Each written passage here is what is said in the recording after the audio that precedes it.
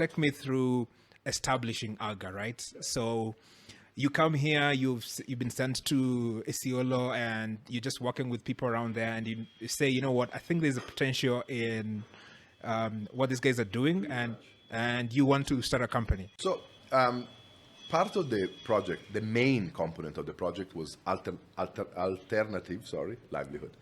These specifically were honey and gum and raisins, okay? Because arid lands don't have so much, right? Because of the territory. And I looked into it as a businessman. I looked into it immediately as someone that needs to find out a commercial exit, not an exit strategy only, which is a very NGO jargon, right? But because this is a livelihood component, we need to understand how to make sure that this livelihood is sustainable when the NGO leaves. So I looked for a private sector that could pick up when the NGO left, which is so obvious. I don't understand why so little NGOs actually take a private sector from the very first step, even from design, because too many times NGOs create, unfortunately, bottlenecks.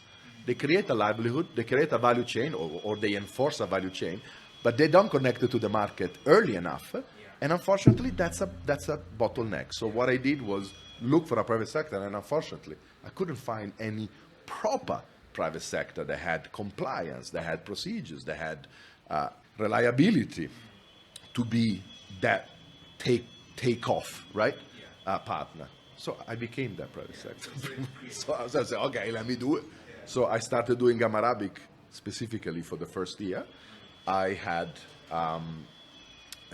partnered with an associate in Kenya, which unfortunately misappropriated funds, which within the first month.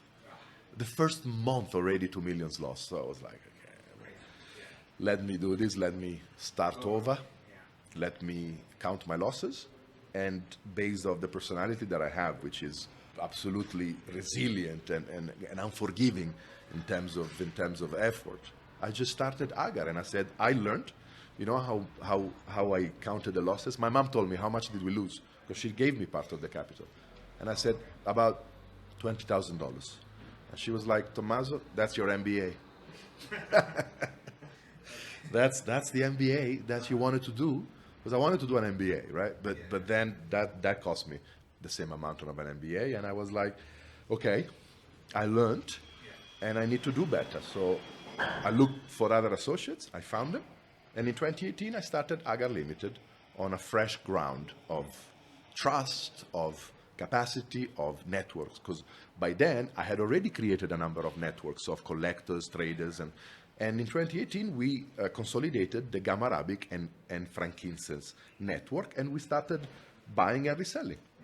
But we understood straight away that if we don't start transforming these products, margins won't be good enough. So that's how the first line of essential oil was started in 2019, called Essenza. And Essenza then, with time, started having Shea Butter, Baobab, and the Aloe line, right? But then we realized we need a rebranding, and that's how Jua came by. But 2018, I founded Agar on those grounds, right? I lost something, but I still believe in this project. I won't allow this to stop me. And now is only a part of a success story.